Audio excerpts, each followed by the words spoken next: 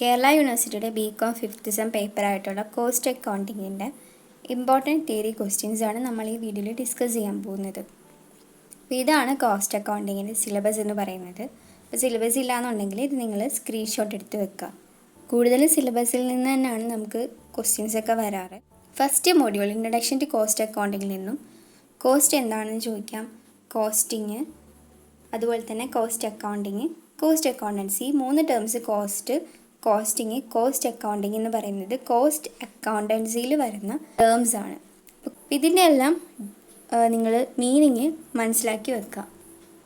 അതുപോലെ തന്നെ cost unit, cost centre, അപ്പോൾ ഇത് രണ്ടും കോസ്റ്റ് കൺസെപ്റ്റ്സിൽ വരുന്ന കാര്യങ്ങളാണ്. പിന്നെന്താ പ്രോഫിറ്റ് സെൻറ്റർ, അതുപോലെ ചോദിക്കാവുന്നതാണ് cost കൺട്രോളും cost റിഡക്ഷനും.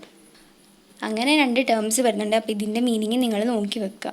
Cost സെൻറ്ററിൻ്റെയും profit സെൻറ്ററിൻ്റെയും differences എന്തൊക്കെയാണെന്ന് ചോദിക്കാം. അല്ലെ ഫിനാൻഷ്യൽ കോസ്റ്റ് അക്കൗണ്ടിങ്ങിൻ്റെ ഡിഫറൻസസ് എന്താണെന്ന് ചോദിക്കാം. അത് റിപ്പീറ്റിംഗ് ആയിട്ട് വരുന്നൊരു ചോദ്യമാണ്. പിന്നെ കോസ്റ്റ് അക്കൗണ്ടിങ്ങിൻ്റെ objectives, methods and techniques of costing. ഇപ്പോൾ മെത്തേഡ്സും ടെക്നിക്സും പഠിക്കുമ്പോൾ അത് എന്തൊക്കെയാണ് അതിൻ്റെയൊക്കെ മീനിങ് കൃത്യമായിട്ട് തന്നെ പഠിച്ചിട്ട് പോകണം. ചിലപ്പം ഈ ഒരു മെത്തേഡ് എടുത്തിറങ്ങി ചോദിക്കാം. ബാച്ച് കോസ്റ്റിംഗ് എന്താണെന്ന് ചോദിച്ചാൽ ബാച്ച് കോസ്റ്റിംഗ് എന്താണെന്ന് തന്നെ എഴുതി വെക്കണം. അപ്പം ബാച്ച് കോസ്റ്റിംഗ് എന്ന് പറയുന്നത് ഒരു മെത്തേഡ് ഓഫ് കോസ്റ്റിംഗ് തന്നെയാണ്. അപ്പം പഠിക്കുമ്പോൾ നിങ്ങൾ കൃത്യമായിട്ട് തന്നെ പഠിച്ചിട്ട് പോകണം. പിന്നെ കോസ്റ്റ് അക്കൗണ്ടിങ്ങിൻ്റെ അഡ്വാൻറ്റേജസും ഡിസഡ്വാൻറ്റേജസും. ചിലപ്പോൾ ഇത് രണ്ടും 15 മാർക്കിന് ചോദിക്കാം, അല്ലെങ്കിൽ ലിമിറ്റേഷൻസ് ഓഫ് കോസ്റ്റ് അക്കൗണ്ടിങ് എന്ന് പറഞ്ഞിട്ട് 4 മാർക്കിന് ചോദിക്കാം.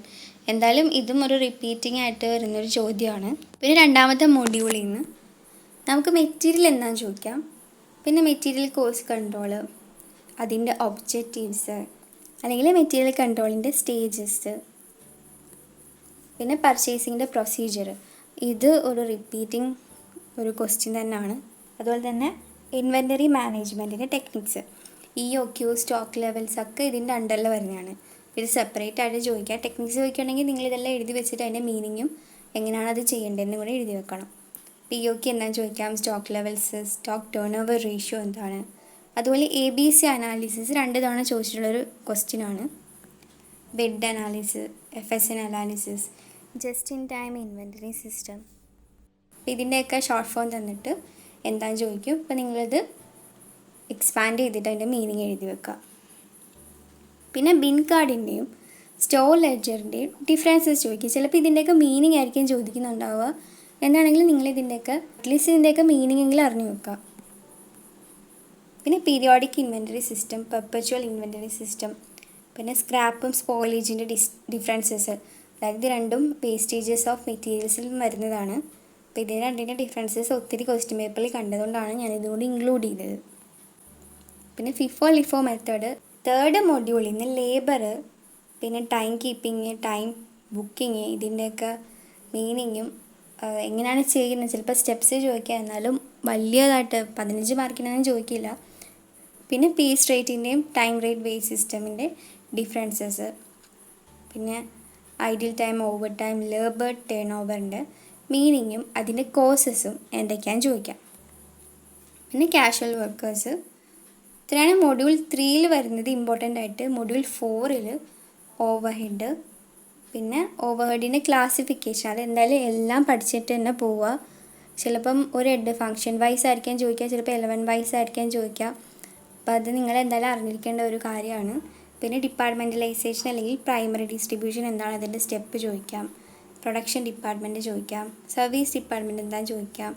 അലോക്കേഷൻ, അതുപോലെ തന്നെ അപ്രോച്ച്മെൻറ്റ്, റീ അപ്രോച്ച്മെൻറ്റ് അല്ലെങ്കിൽ സെക്കൻഡറി ഡിസ്ട്രിബ്യൂഷൻ്റെ മീനിങ്, സ്റ്റെപ്സ്, ഇതൊക്കെ അറിഞ്ഞു വെക്കുക. പിന്നെ absorption of overhead, machine hour rate എന്താണെന്ന് ചോദിക്കാം. പിന്നെ under and over absorption of overheads. അടുത്തത് മൊഡ്യൂൾ 5ൽ എന്തൊക്കെയാണ് പഠിക്കേണ്ടതെന്ന് നോക്കിയാൽ integral and non integral system of accounting എന്താണെന്ന് ചോദിക്കാം. അതുപോലെ തന്നെ ഇതിൻ്റെ ഡിഫറൻസസ് ചോദിക്കാം. അപ്പോൾ ഇൻ്റഗ്രൽ എന്ന് വെച്ചാൽ എന്താ, എല്ലാ ബുക്സും, അതായത് എല്ലാ അക്കൗണ്ട്സും ഒരുമിച്ച് തന്നെ പ്രിപ്പയർ ചെയ്യുകയാണ്. അത് ഫിനാൻഷ്യൽ അക്കൗണ്ട്സ് ആണെങ്കിലും കോസ്റ്റ് അക്കൗണ്ട്സ് ആണെങ്കിലും ഒരുമിച്ച് തന്നെ പ്രിപ്പയർ ചെയ്യുന്ന ആ ഒരു അക്കൗണ്ടിങ് സിസ്റ്റത്തിന് പറയുന്നതാണ് ഇൻ്റഗ്രൽ സിസ്റ്റം ഓഫ് അക്കൗണ്ടിങ്. നേരെ മറിച്ച് നോൺ ഇൻ്റഗ്രൽ എന്താ ചെയ്യുന്നത് വെച്ചാൽ കോസ്റ്റ് അക്കൗണ്ട്സ് സെപ്പറേറ്റ് ആയിട്ടായിരിക്കാം നമ്മൾ പ്രിപ്പയർ ചെയ്യുന്നത്. Cost accounting records separate keep ചെയ്യും. അപ്പോൾ അതിൻ്റെ അണ്ടറിൽ വരുന്ന കാര്യങ്ങളാണ് ഈ മൊഡ്യൂൾ പഠിക്കാനുള്ളത്. അതായത് കോസ്റ്റ് ഷീറ്റ്. നമ്മൾ ഫിനാൻഷ്യൽ അക്കൗണ്ടിങ് പ്രിപ്പയർ ചെയ്യുമ്പം പ്രോഫിറ്റ് ആൻഡ് ലോസ് അക്കൗണ്ടാണ് പ്രിപ്പയർ ചെയ്യുന്നത്. എന്തിച്ച് കോസ്റ്റ് അക്കൗണ്ടിങ്ങിൽ നമ്മൾ കോസ്റ്റ് ഷീറ്റാണ് പ്രിപ്പയർ ചെയ്യുന്നത് പ്രോഫിറ്റ് നോക്കാനായിട്ട്. പിന്നെ യൂണിറ്റ് കോസ്റ്റിങ് എന്താണെന്ന് ചോദിക്കാം. പ്രൈം കോസ്റ്റ് ഷീറ്റ് പ്രിപ്പയർ ചെയ്യാൻ അറിയാമെങ്കിൽ തന്നെ നമുക്ക് ഇതൊക്കെ എഴുതി വെക്കാവുന്നതേ ഉള്ളൂ.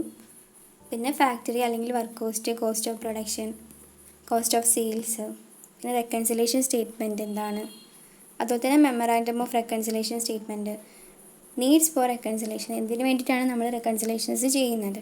അപ്പോൾ ഇത്രയാണ് ഇമ്പോർട്ടൻ്റ് ആയിട്ട് വരുന്ന ക്വസ്റ്റ്യൻസ്. നിങ്ങൾ ഇത്രയും അറിഞ്ഞു വെക്കുക. ഡൗട്ട് ഉണ്ടെങ്കിൽ താഴെ കമൻറ്റ് ബോക്സിൽ കമൻറ്റ് ചെയ്യുക. ഇല്ലാന്നുണ്ടെങ്കിൽ ഇൻസ്റ്റാഗ്രാം ID മെസ്സേജ് ചെയ്യുക.